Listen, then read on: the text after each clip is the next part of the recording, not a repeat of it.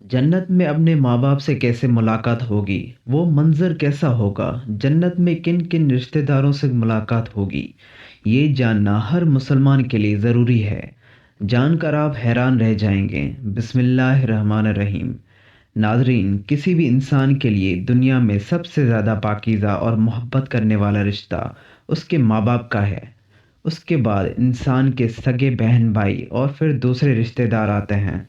इस दुनिया में कायम ये रिश्ते किसी भी इंसान के लिए अव्वलीन तरजीह होते हैं, जबकि कुछ रिश्ते तो हमारी ज़िंदगी के लिए ऐसे अहम और लाज़िम व मलज़ूम भी हो जाते हैं कि उनके बगैर ज़िंदगी गुज़ारना नामुमकिन और महाल हो जाता है। मोहतरम नाज़रीन, जन्नत एक ऐसी शानदार और बेमिसाल जगह है, जो अल्लाह अज़्ज़ व जल ने ईमान वालों के लिए बनाई है। और इसमें ऐसी नेमतें रखी हैं जो ना किसी आँख ने देखी, ना किसी कान ने सुनी और ना ही किसी दिल में उनका ख़्याल आया। जन्नत के बारे में जो कुछ बयान किया जाता है वो सिर्फ़ समझाने के लिए होता है, वरना दुनिया के आला तरीन चीज़ का भी जन्नत की किसी नेमत से कोई मुकाबला नहीं। लेकिन अब सवाल ये है कि क्या इंसान की ना ख़त्म होने वाली ज़िंदगी में भी हमारे ये अहम और पाकीज़ा रिश्ते क्या हमारे साथ होंगे? यानी जन्नत में ये सवाल अक्सर हमारे ज़हनों में आता है कि इस दुनिया में हमारा सबसे अज़ीम रिश्ता यानी हमारी माँ क्या जन्नत में भी हमारे साथ होगी? ये अहादीस की रोशनी में इस सवाल का जवाब तलाश करते हैं। अहादीस में है कि जब कोई रूहुल येन में पहुंचती है तो वहां पर मौजूद रूहें उससे मिलने आती हैं और दुनिया में अपने रिश्तेदारों के बारे में मालूम करती हैं। और इस तरह से जब कोई इंसान मरने के बाद एलिजेन में पहुंचता है, उसके रिश्तेदार उससे ऐसे मिलते हैं जैसे किसी दूर दराज से आने वाले मुसाफिर से मुलाकात की जाती है और दोनों आपस में मिलकर बहुत खुश होते हैं। इरशाद बारी ताला है, ए मेरे बंदों, आज तुम पर ना कोई खौफतारी होगा और ना तू गमगीन होंगे। मेरे वो बंदे जो हमारी आयतों पर ईमान लाए थे और फरमाबरदार रहे थे, तुम भी और तुम्हारी बीवियां भी खुशी से झुमके चमकती चेहरों से साथ जन्नत में दाखिल हो जाएंगी। इनके आगे सोने के प्याले और गिलास गर्दिश मिलाए जाएंगे और इस जन्नत में हर वो चीज़ होगी जिसकी दिलों को ख्वाहिश होगी और जिसमें आँखों को लज्जत हासिल होगी। इनसे कहा जाएगा कि इस जन्नत में तुम हमेशा रहोगे। मोहतरम नाजरीन, इन आयत से ये बात साबित होती है कि जन्नती मर्दों की बीवियां भी जन्नत में उनके साथ ही होंगी और एक साथ ही जन्नत में रहेंगी। वहाँ जन्नत में उन्हें हर वो चीज़ मुहैया की जाएगी जिसकी वो ख्वाहिश करेंगे। हज़रत अबू हुरैरा रज़ियल्लाहु तआला अन्हु से रवायत है कि रसूलुल्लाह करीम सल्लल्लाहु अलैहि वसल्लम ने इरशाद फरमाया, जिस वक्त कोई मोमिन बंदा मरने के करीब होता है तो रहमत के फरिश्ते सफ़ेद रेशमी कपड़ा लेकर आते हैं और रूह से कहते हैं कि निकल जा, तो अल्लाह से रज़ामंद है और अल्लाह तुझसे रज़ामंद है। अल्लाह ताला की रहमत की जानिब, इसके रिज़्क़ की जानिब और अपने परवरदिगार की जानिब जो कि गज़ब नाकम नहीं है।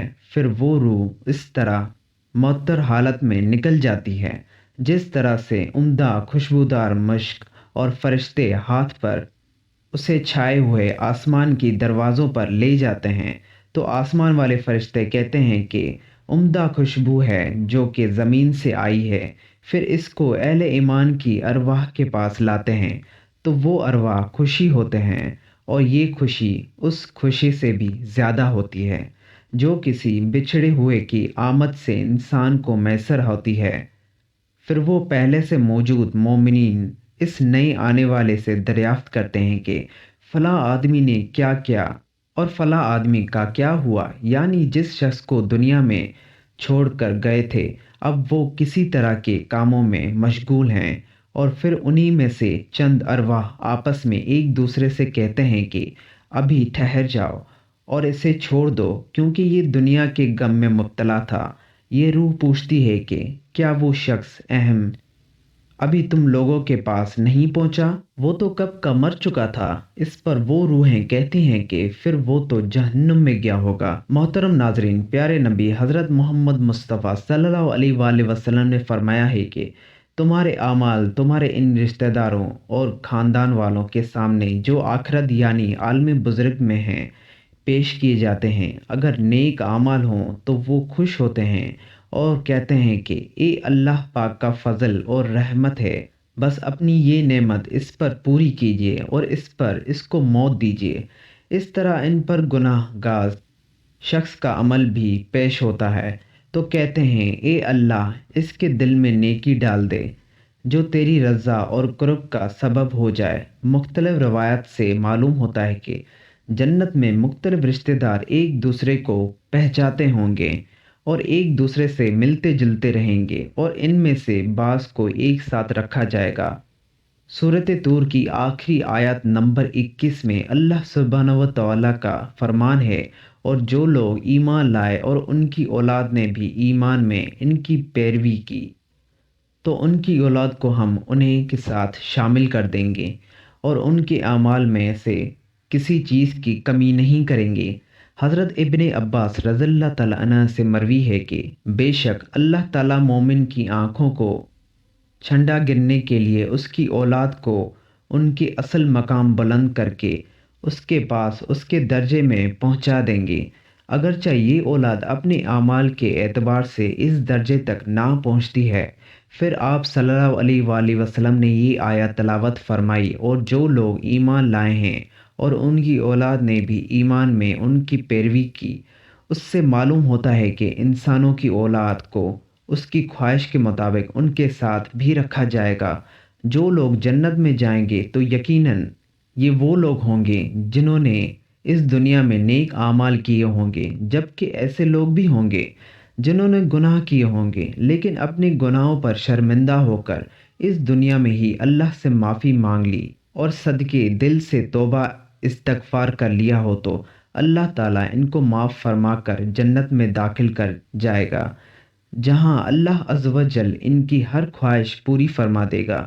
اور یقیناً ان کو ان کی خواہش میں سے ایک خواہش یہ بھی ہوگی کہ دنیا میں اس سے جو بھی گناہ سرز ہوگا یا کوئی گناہ والے اعمال انہوں نے کیے ہوں گے تو اس سے وہ تمام اعمال بھلا دیے جائیں گے، کیونکہ جنت امن اور سکون کی جگہ ہوگی جہاں منفی خیالات اور غم و غصے کی کوئی گنجائش نہ ہوگی، اور ایک مومن اور جنتی کے لیے ہر طرف خوشحالی ہی خوشحالی ہوگی، جیسے کہ سورہ بقرہ کی آیت نمبر 25 میں ارشاد واری تعالیٰ ہے کہ اور جو لوگ ایمان لائے اور نیک اعمال کرتے رہے ان کو خوشخبری سنا دو کہ ان کے لیے جنت کے باغ میں جن کے نیچے نہریں بہہ رہی ہوتی ہیں، جب انہیں ان میں سے کسی قسم کا میوہ کھانے کو دیا جائے گا تو کہیں گے کہ یہ تو وہی ہے جو ہم کو پہلے بتایا گیا تھا، اور انہیں ایک دوسرے کے ہم شکل میوے دیے جائیں گے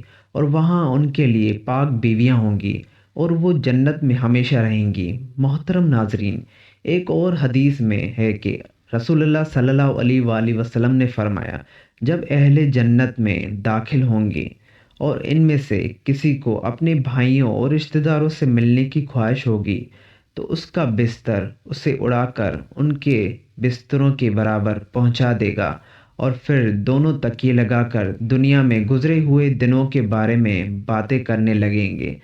ان میں سے ایک اپنے ساتھی سے کہے گا کہ اے فلاں، تمہیں یاد ہے کہ اللہ نے فلاں دن اور فلاں فلاں جگہ پر ہماری مغفرت فرمائی تھی، اس طرح کہ ہم نے اللہ سے دعا کی تھی اور اللہ نے ہمیں مغفرت کا پروانہ عطا فرمایا دیا تھا۔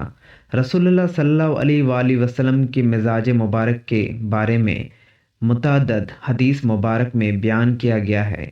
آپ صلی اللہ علیہ وآلہ وسلم انتہائی شگفتہ مزاج تھے اور نرمی و محبت سے اور مسکرا کر بات کیا کرتے تھے۔ تاہم کئی بار آپ صلی اللہ علیہ وآلہ وسلم بے اختیار ہنس بھی دیتے، مگر یہ اس وقت ہوتا جب آپ صلی اللہ علیہ وآلہ وسلم آخرت کے حالات بیان فرما رہے ہوتے تھے۔ امام اسقلانی رحمۃ اللہ علیہ فرماتے ہیں، یہ کہا گیا ہے کہ آپ صلی اللہ علیہ وآلہ وسلم صرف آخرت کے امور میں ہنسا کرتے تھے۔ اگر کوئی معاملہ دنیا سے متعلق ہوتا تو اس پر آپ صلی اللہ علیہ وآلہ وسلم صرف تبسم فرما دیا کرتے تھے۔ آپ صلی اللہ علیہ وآلہ وسلم نے ایک بار صحابہ اکرام کو یہ آگاہ کیا کہ روز معاشر جب کسی کو جہنم سے نکال کر جنت میں بھیجا جائے گا تو اس کی حالت کیا ہوگی۔ اس پر آپ صلی اللہ علیہ وآلہ وسلم نے ہنس کر واقعے کا احوال بیان کیا۔ بخاری شریف اور مسلم شریف میں یہ متفق علیہ حدیث مبارک یوں بیان کی گئی ہے۔ حضرت عبداللہ بن مسعود رضی اللہ تعالیٰ عنہ سے روایت ہے کہ حضور نبی کریم صلی اللہ علیہ وآلہ وسلم نے فرمایا، مجھے اچھی طرح معلوم ہے کہ سب سے آخر میں جہنم سے کون نکالا جائے گا یا سب سے آخر میں کون جنت میں اندر داخل ہوگا۔ یہ آدمی اپنے جسم کو گھسیٹتا ہوا جہنم سے باہر نکالے گا، چنانچہ اللہ تعالیٰ اس سے فرمائے گا جا جنت میں داخل ہو جا۔ وہ جنت میں داخل ہوگا تو اس سے گمان گزرے گا کہ شاید یہ بھری ہوئی ہے، چنانچہ وہ واپس لوٹ کر عرض گزار ہوگا، اے رب وہ تو بھری ہوئی ہے۔ بس اللہ تعالیٰ اس سے فرمائے گا جا جنت میں چلا جا، لہٰذا وہ جنت میں داخل ہوگا۔ جنت میں جا کر پھر گمان گزرے گا کہ شاید یہ بھری ہوئی ہے، بس وہ واپس لوٹ کر پھر عرض کرے گا، اے رب میں نے تو وہ بھری ہوئی پائی ہے۔ چنانچہ اللہ تعالیٰ اس سے فرمائے گا جا اور جنت میں داخل ہو، کیونکہ تیرے لیے جنت میں دنیا کے برابر بلکہ اس سے 10 گنا زیادہ حصہ ہے، یا فرمایا تیرے لیے 10 دنیاوی کے برابر حصہ ہے۔ وہ عرض کرے گا، اے اللہ کیا مجھ سے مزاح کرتا ہے یا مجھ پر ہنستا ہے، حالانکہ تو حقیقی مالک ہے۔ حضرت عبداللہ بن مسعود رضی اللہ تعالیٰ عنہ بیان کرتے ہیں کہ میں نے دیکھا ہے کہ اس پر حضور نبی کریم صلی اللہ علیہ وآلہ وسلم ہنس پڑے، یہاں تک کہ آپ صلی اللہ علیہ وآلہ وسلم کی دانت مبارک نظر آنے لگے۔ آپ صلی اللہ علیہ وآلہ وسلم فرماتے تھے، یہ اہل جنت کے سب سے کم درجے والے شخص کا حال ہے۔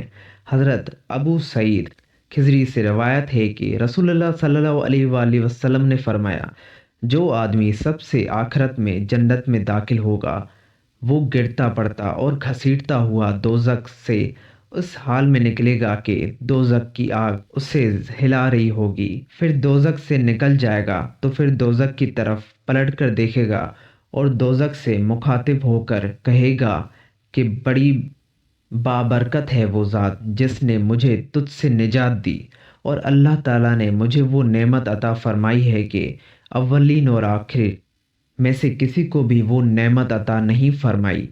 پھر اس کے لیے ایک درخت بلند کیا جائے گا۔ وہ آدمی کہے گا کہ اے میرے پروردگار، مجھے اس درخت کے قریب کر دیجئے تاکہ میں اس کے سائے کو حاصل کر سکوں اور اس کے پھلوں سے پانی پیوں۔ اللہ تعالیٰ فرمائے گا، اے ابن آدم، اگر میں تجھے یہ دن دوں تو پھر اس کے علاوہ اور کچھ تو نہیں مانگے گا؟ وہ عرض کرے گا کہ نہیں اے میرے پروردگار۔ اللہ تعالیٰ اس کے علاوہ اور نہ مانگے گا، معاہدہ فرمائیں گے، اور اللہ تعالیٰ اس کا عرض قبول فرمائیں گے، کیونکہ وہ جنت کی ایسی ایسی نعمتوں دیکھ چکا ہوگا جس پر اسے صبر نہ ہوگا۔ اللہ تعالیٰ اس سے درخت کے قریب کر دیں گے، وہ اس کے سائے میں آرام کرے گا اور اس کے پھلوں کے پانی سے پیاس بجھائے گا۔ پھر اس کے لیے ایک اور درخت ظاہر کیا جائے گا جو پہلے درخت سے کہیں زیادہ خوبصورت ہوگا۔ وہ آدمی عرض کرے گا، اے میرے پروردگار، مجھے اس درخت کے قریب فرما دیجئے تاکہ میں اس کا سایہ حاصل کر سکوں اور اس کا پانی پیوں، اور اس کے بعد میں اور کوئی سوال نہیں کروں گا۔ اللہ فرمائیں گے، اے ابن آدم، کیا تو نے مجھ سے وعدہ نہیں کیا تھا کہ تو مجھ سے اور کوئی سوال نہیں کرے گا؟ اور اب اگر تجھے اس درخت کے قریب پہنچا دیا تو پھر تو اور سوال کرے گا۔ اللہ تعالیٰ پھر اس سے اس بات کا وعدہ لیں گے کہ وہ اور کوئی سوال نہیں کرے گا، تاہم اللہ تعالیٰ کے علم میں وہ معذور ہوگا، کیونکہ وہ ایسی ایسی نعمتیں دیکھے گا کہ جس پر وہ صبر نہ کر سکے گا۔ پھر اللہ تعالیٰ اس کو درخت کے قریب کر دیں گے اور اس کے سایہ میں آرام کرے گا اور اس کا پانی پیے گا۔ پھر اسے زندگی دروازے پر ایک درخت دکھائی دیا جائے گا جو پہلے دنوں درختوں سے زیادہ خوبصورت ہوگا۔ وہ آدمی کہے گا، اے میرے رب، مجھے اس درخت کے قریب فرما دیجئے تاکہ میں اس کے سایہ میں آرام کروں اور پھر اس کا پانی پیوں، اور اس کے علاوہ کوئی اور سوال نہیں کروں گا۔ پھر اللہ تعالیٰ اس آدمی سے فرمائیں گے، اے ابن آدم، کیا تو نے مجھ سے کی وعدہ نہیں کیا کہ تو اس کے بعد اور کوئی سوال نہیں کرے گا؟ وہ عرض کرے گا، ہاں اے میرے پروردگار، اب میں اس کے بعد اس کے علاوہ اور کوئی سوال نہیں کروں گا۔ اللہ اس معذور سمجھیں گے، کیونکہ وہ جنت کی ایسی ایسی نعمتیں دیکھے گا جس پر وہ صبر نہیں کر سکے گا۔ پھر اللہ تعالیٰ اسے اس درخت کے قریب کر دیں گے۔ جب وہ اس درخت کے قریب پہنچے گا تو جنت والوں کی آواز سے سنے گا، تو وہ پھر عرض کرے گا، اے میرے رب، مجھے اس میں داخل کر دے۔ تو اللہ فرمائیں گے، اے ابن آدم، تیرے سوال کا کون سی چیز روک سکتی ہے کہ تو اس پر راضی ہے کہ تجھے دنیا اور دنیا کے برابر دے دیا جائے؟ وہ کہے گا، اے رب العالمین، تم مجھ سے مذاق کرتا ہے۔ یہ حدیث بیان کر کے حضرت عبداللہ رضی اللہ تعالیٰ عنہ ہنس پڑے اور لوگوں سے فرمایا کہ تم مجھ سے کیوں نہیں پوچھتے کہ میں کیوں ہنسا؟ لوگوں نے کہا، آپ کس وجہ سے ہنسے؟ فرمایا، رسول اللہ صلی اللہ علیہ وآلہ وسلم اسی طرح ہنسے تھے۔ فرمایا، اللہ رب العالمین کے ہنسنے کی وجہ سے جب وہ آدمی کہے گا کہ آپ رب العالمین ہونے کے باوجود مجھ سے مذاق فرما رہے ہیں، تو اللہ فرمائیں گے کہ میں تجھ سے مذاق نہیں کرتا، مگر جو چاہوں کرنے پر قادر ہوں۔ اللہ عز و جل سے دعا ہے کہ ہمیں بھی اس دنیا کی آزمائش میں کامیاب و کامران فرما کر جنت میں داخل فرمائے اور ہمارا خاتمہ بالخیر فرمائے، آمین۔